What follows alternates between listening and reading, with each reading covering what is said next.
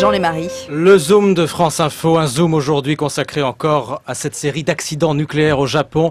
Fukushima, Daiki et des informations qui tombent sans arrêt. Bonjour Sophia Magnoni. Bonjour. De Greenpeace France, chargée des questions nucléaires à Greenpeace.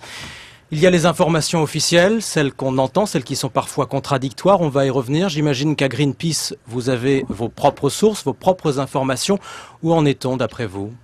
Alors en effet, nous on travaille à la fois à partir des informations officielles et puis avec des experts qui sont en mesure d'analyser ces informations et d'en sortir un certain nombre de faits.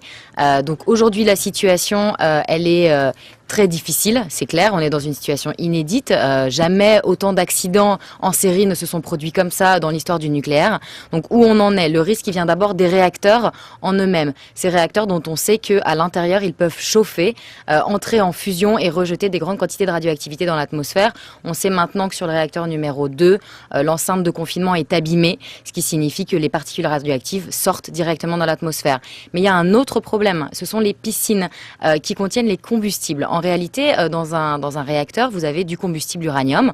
À la fin de vie de ce combustible, on le sort et on le met en piscine tout simplement parce qu'il continue de chauffer pendant des années. Or, ces piscines sont privées de système de refroidissement et elles contiennent 3, 4, 5 fois le contenu d'un réacteur en combustible. Aujourd'hui, la piscine du réacteur numéro 4 est à l'air libre. On va poursuivre sur les détails de ce qui se passe sur place.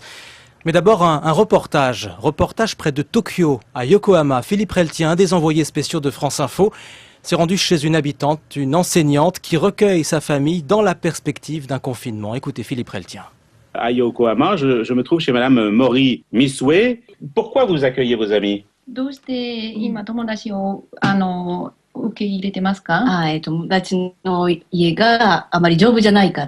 La maison de mes amis n'est pas du tout sûre et aussi être seul, c'est pas facile dans ces conditions-là. Vous avez peur en ce moment de la menace nucléaire ? Oui, j'ai très peur. Jusqu'à présent, je n'ai jamais eu l'expérience de cela et en plus, je n'ai jamais pensé que ça pourrait être inquiétant. Vous croyez que les autorités font bien leur travail, informent bien ? Non, pas du tout. Pourquoi ? La manière d'expliquer est très mauvaise. Pourquoi beaucoup de gens étrangers s'en vont ? Vous avez décidé de rester ?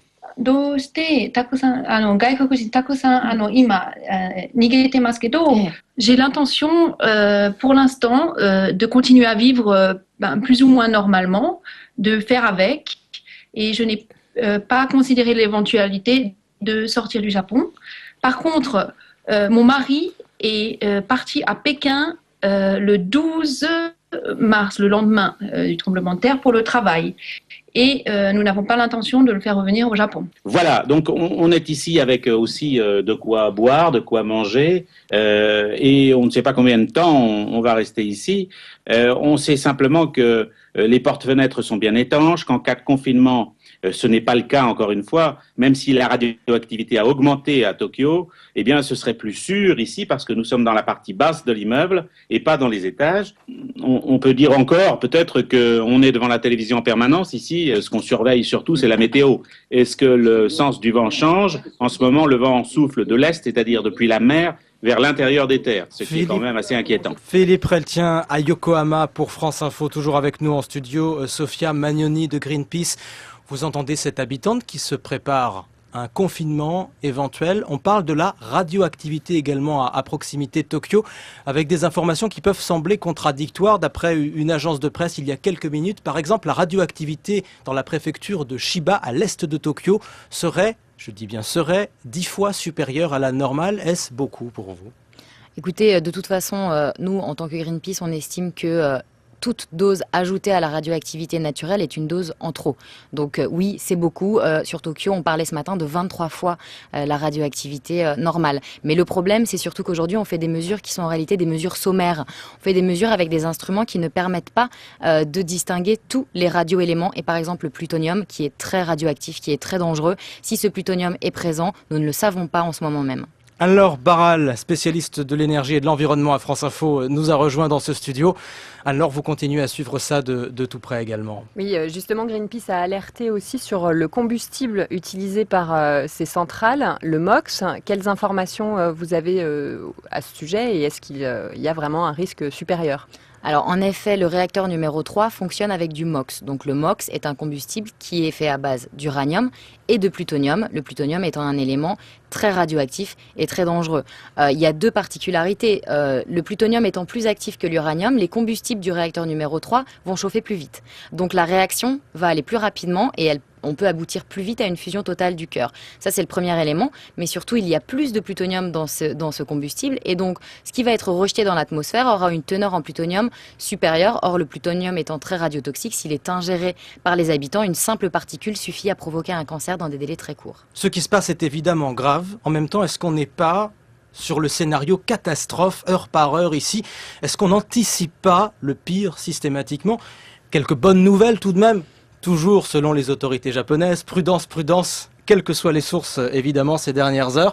Les autorités japonaises qui nous disaient tout à l'heure que le niveau de radioactivité avait baissé à la centrale de Fukushima. Ça, c'est plutôt bien. Écoutez, je crois qu'aujourd'hui, tout le monde est d'accord pour parler de catastrophe, même les politiques français qui ce matin ont accepté de dire que c'était une catastrophe. Ce qu'il faut voir, c'est que l'ASN, hier, a déclaré que... L'autorité de sûreté nucléaire. L'autorité de sûreté nucléaire, oui, a déclaré hier que l'accident sur le réacteur numéro 1, donc un seul accident, allait être qualifié en niveau 5-6 sur l'échelle INES qui compte 7 niveaux. Donc on est quand même dans une situation grave, sachant que c'est le seul accident aujourd'hui qui a été répertorié sur cette échelle. Donc je pense que non, on ne surestime pas la gravité de la situation et ça n'est pas fini. La gravité est avérée, compte tenu de ce qui s'est passé, de ce qu'on a vu. Est-ce que néanmoins, il n'y a pas des scénarios un peu positifs de sortie de crise face à cet accident majeur ? Écoutez, comme nous sommes dans une situation inédite, à savoir jamais dans l'histoire du nucléaire, autant de réacteurs ont connu des avaries en même temps à ce niveau de gravité. Non, je pense qu'aujourd'hui, je ne vois pas quels sont les scénarios positifs et je ne sais pas ce que les autorités peuvent faire pour calmer la situation. Et j'ajoute cette information qui me parvient à l'instant. 2 brèches de 8 mètres de large apparues dans l'enceinte extérieure du réacteur numéro 4 de cette centrale de Fukushima Daiichi. Information qui émane de l'agence de sûreté nucléaire japonaise, information officielle. Donc là-dessus, qu'est-ce que ça veut dire ça pour vous ? Écoutez, on savait qu'il y avait des endommagements sur les enceintes de confinement. Ça veut dire que les cuves sont à l'air libre et que la radioactivité est maintenant en contact avec l'atmosphère. Anne-Laure ? En même temps, les centrales japonaises... peut-être pas celles de Fukushima Daiichi, sont révisées, sont adaptées. Il y a des opérateurs qui travaillent dessus pour faire des relâchements, comme ils disent, contrôlés.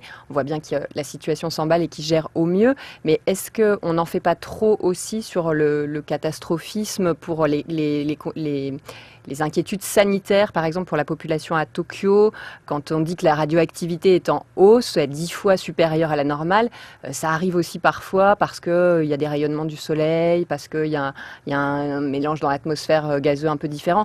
Donc, est-ce que voilà, les informations ne sont pas trop catastrophistes aussi et que les autorités japonaises, pour l'instant, agissent comme elles peuvent le faire, quoi ? Je pense que quand on arrive dans une situation où les autorités japonaises elles-mêmes annoncent qu'il y a danger pour les populations, on peut prendre ça au sérieux. Je pense qu'on ne peut vraiment pas parler de catastrophisme. Oui, la radioactivité est naturelle. Le problème, c'est que l'homme a rajouté des quantités importantes de radioactivité artificielle. On sait très bien que le problème de cette toxicité, c'est le temps. C'est qu'une exposition, même à des faibles doses, dans le temps, fait augmenter significativement le risque de développer des maladies, des cancers, par exemple. Donc non, je pense qu'à ce stade-là, il faut être conscient que la situation est grave, même pour les Tokyoïtes. Incertitude, évidemment. Incertitude en termes de santé. Qu'est-ce que vous dites, vous, à Greenpeace, aux gens qui sont sur place ? Tout d'abord, il faut absolument terminer l'évacuation des 20 km, puisqu'on sait qu'il restait des personnes dans les 20 km autour de la centrale. Évidemment, les personnes dans le rayon 20 à 30 km doivent rester confinées. Une façon de se débarrasser d'une potentielle contamination, c'est de se laver les mains, de prendre des douches. Maintenant, la meilleure chose à faire, c'est s'éloigner de ces zones-là et puis se confiner. Merci. Sophia Magnoni, Greenpeace France, on continue à suivre évidemment cette situation en permanence sur France Info. On essaie aussi de faire le tri entre les très nombreuses informations qui nous parviennent et qui sont régulièrement contradictoires. Dossier complet également sur le site internet de France Info, france-info.com.